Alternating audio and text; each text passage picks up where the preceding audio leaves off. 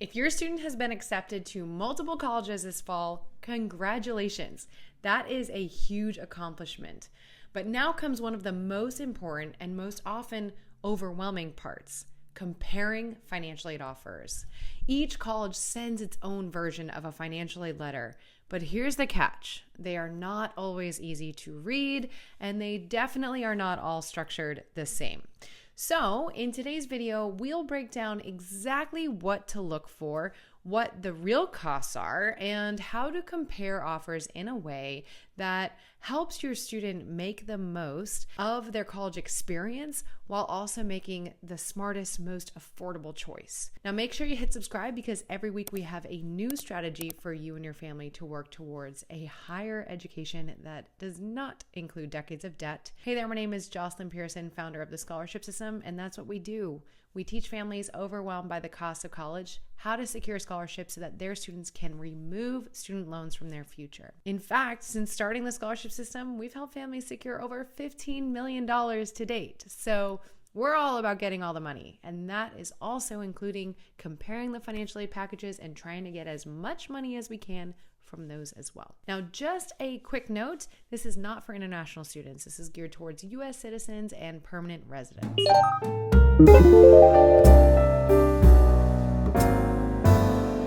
All right, let's begin.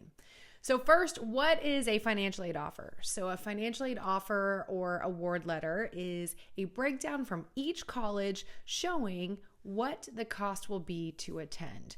It will include the financial aid that they're offering your student and what's left for you to cover. Now, even though FAFSA gives us one number, these letters will vary school to school. It might also include state money, institutional money, scholarships, loans, federal work study, but the format can vary school to school, and that's where a lot of this confusion can happen. That's why it's so important to look beyond just headline numbers. I've even seen this where a student accidentally borrowed over $10,000 in student loans without realizing it because they didn't know what they were looking at. So let's break it down. First, let's talk about what you will see in there. So every financial aid letter should have the tuition and fees, room and board costs, books and supplies, transportation, and an estimate for personal expenses. So these items total the total cost of attendance, their estimate. So this is your starting point, but we have to be careful because some schools don't include everything and it's not really a realistic number. So if one school looks cheaper, what can we look into? First, is housing included? Are all fees listed? Maybe for the specific major or maybe for specific lab classes we're going to need to take. Some programs may have specific fees that are not included in normal tuition. I experienced this in the business school. At the Darla Moore School of Business, they were building a new school and hit us with hundreds and hundreds of dollars every semester that we did not account for. So I had to hit the pavement on more applications for scholarships. We want to see, is it estimating cost of living for on-campus versus off-campus, because those costs can vary a lot. And if you're not sure about this, if maybe it doesn't show the real detail that you need, you can always contact the financial aid or the bursar's office or have your student do that to get the detailed breakdown. But it should be pretty well broken down, or if not, you can compare it to their online numbers on their site. Next, we want to separate debt-free money from loans. Like I mentioned earlier, this is a big mistake that we have actually seen real families do. And it's not any fault of their own. It's because oftentimes it's worded as a financial aid award. And so they think, of course, we wouldn't have to pay it back. It's an award. But that's not always the case. Sometimes they do word the loans, the government loans, as an award. So we need to break that out. So debt-free money types include grants. There could be federal grants, state grants, scholarships from the school itself, the overall institution, as well as from their major or their department, perhaps. There can be work study. This is money that your student will earn with a job rather than have to borrow and pay back, but they do have to work for it. So it's not just given to them like the grant money. And then the non-debt-free or the debt money will be the loans. So money that will have to be repaid back with interest. Okay. Now, looking at these, and by the way, we have a whole playlist all about student loans to show you how interest is calculated, what the different types are. So if you haven't checked that out, make sure you we'll actually link to that playlist in the description below, or you can click here and that'll be our student loan playlist. But as far as the different types of student loans, we can see subsidized, we can see unsubsidized federal loans, Parent Plus loans, or maybe even some private loans. They might include those in the package in the estimate to close the gap and make it look like the total bill is covered. But loans are loans. This is money we have to pay back. It is not debt-free money. And so we want to be very cautious of borrowing it. Also, we don't have to borrow all of what is offered. So say your student gets down to $1,000 gap and they just want $1,000 of the student loans. They can indeed borrow a portion of them and not all of what they're offered. So know that as well. Now, just a quick tip. Of course, we want to avoid that debt money. That's why we do what we do at the scholarship system. So I do have a free webinar for you. It's at thescholarshipsystem.com/free webinar, where you can join my training all about the 6 steps to securing scholarships. It's how I paid for my college education and secured 6 figures myself.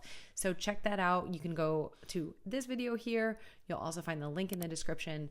And again, it's thescholarshipsystem.com/free webinar. Now, when it comes to comparing these, so first we have to understand what we're even looking at when we're comparing them. But to compare them, another great way to look at this is to figure out your net price, not the sticker price. So to compare offers fairly, we need to calculate what our net price is. So what it is the total cost of attendance minus grants and scholarships, and that is our net price. So what is the cost before student loans? What do we have to figure out how to cover? Now, again, this will vary. Even though the number from FAFSA is the same, each school's net price will probably vary from each other. Even if the initial cost is the same, their financial aid package will vary. So that net price is what we have to figure out how to cover, whether it's savings, scholarships, student loans, you name it. So compare the number across all of the schools. And in fact, we have something called the College Cost Calculator for our members. It's under step 2, where you can fill in all of the cells in the Excel spreadsheet that we made you guys, and it'll tell you what that net price is for each school. And you can compare them side by side. Now, what you may find surprising is sometimes the school with the lower tuition isn't necessarily the most affordable school. All the other things may add up to more. So my freshman year in college, my tuition was only half of my total cost. So it is very important to compare things beyond just tuition. Okay, the next point I want to make when comparing these is that you want to remember that not all renewal terms are the same. So we need to find out if all the aid is guaranteed for all 4 years, or is it just for the first year, or also does it increase with the increased fees? So for example, if they say, I recently recorded a video about full tuition scholarships. So they might say, yeah, you get a full tuition scholarship. Well, each year tuition goes up. Does my scholarship go up with it? Or is it that I get the value of what full tuition is right now? You'd be surprised. A lot of times it's the value. It does not increase with your student, which is why we always talk about continuing to apply for scholarships all the way until your student graduates from college, not just high school. That's what I did, and I got money to cover those increases every single year. Now, not only do we want to know, is it a renewable scholarship and does it grow with the increased costs, but also does it require any kind of GPA requirements or maybe number of credit hours your student's taking? Do they have to stay in their major in order to receive the money? So we want to know any kind of rules and stipulations around how do we keep this money in our pocket, which is all step 6 is about in the scholarship system. We also might want to know, does this money apply for summer courses if we're going to need those? Can it be increased if our financial aid situation changes? Which typically the answer is yes. Each year we submit FAFSA again and again because our financial situation is different and that financial aid package might change a little bit. So all of this is important to understand so that you and your student don't have a scary surprise coming down the road where you thought you had this money and you don't. So this is why we have to ask all of these questions, which leads me into my next section, and that is questions to ask the financial aid office. So encouraging your student to do this will always leave a great mark with people, especially if they do this very well and professionally. It's also great practice for being an adult, but have your student talk to them and ask them, can this scholarship be extended beyond 4 years if needed? So if your student ends up having to stay an extra semester or a year, will they get more money? Also, are there additional department or campus-specific scholarships they can apply for? So for me, business school scholarships were not factored in. We had to apply separately. And had I not looked into that, I would have missed out on thousands of dollars a year. So sometimes this requires a separate application. Another question is to ask, how will other scholarships affect this package? Typically, they need to take from student loans first. Then, if we get to the point of total cost of attendance, they can start taking from merit aid. Next is, can we appeal for more money? That's a great question, always. And if you're surprised by that, yes, that is possible. So in many cases, families can submit a financial aid package appeal. We've actually helped families do this over and over, and we've seen families get thousands of dollars more per school year by doing a financial aid package. I have an entire video of FAFSA appeals, how to get a better deal for paying for college, and so you can find that here. And again, we will link to all of these amazing free resources in the description below. Now comment, what schools is your student considering? I'd love to see the different schools, and maybe you might even meet someone who is considering a similar school and you can connect and find out how to get the most money from them. But go ahead and comment below. What schools are on your student's list? And let's see if we can compare and get some more money maybe. So just to recap, as a parent, you want your student to have the best college experience possible. I know that. But we also want to avoid borrowing student loan debt at 18 years old and having to pay it back for longer than they've been alive. On average, it takes 21 years to pay back student loans. We don't want that for them.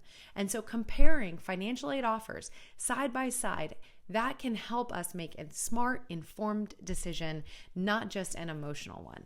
So remember, we want to look past the shiny totals of even money offered, and we want to look at that net price. We really need to find out what's the real price we're looking at, what's the real gap we're looking at.